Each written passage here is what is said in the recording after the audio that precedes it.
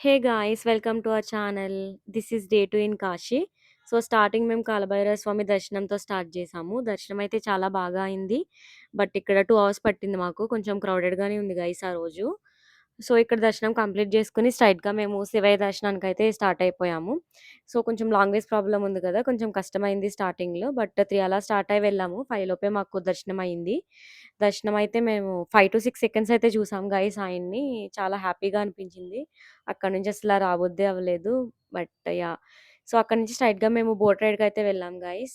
So, వాళ్ళు కూడా బాగా ఎక్స్‌ప్లెయిన్ చేశారు. 84 ఘాట్స్ అవి చూపిస్తూ అన్నీ ఎక్స్‌ప్లెయిన్ చేస్తూ తీసుకెళ్లారు. లాస్ట్‌కి మమ్మల్ని దశమేధ్ ఘాట్ దగ్గర ఆపారు గైస్. అక్కడ మనకి గంగా హారతి అయితే ఇస్తారు 7:00కి. సో, ఇదైతే ఎక్స్‌ప్లెయిన్ చేయలేం గైస్ ఈ ఫీలింగు. ప్రతి ఒక్కరు ఎక్స్‌పీరియన్స్ చేయాల్సిందే లైఫ్‌లో అందరూ. సో, ఇక్కడ గంగా హారతి అయితే చూసుకొని మేమింకా స్టార్ట్ అయిపోయాము రూమ్‌కి. కొంచెం స్ట్రీట్ షాపింగ్ అది చేసుకుంటూ రూమ్‌కి స్టార్ట్ అయిపోయాం guys. So, yeah! That's it for day 2.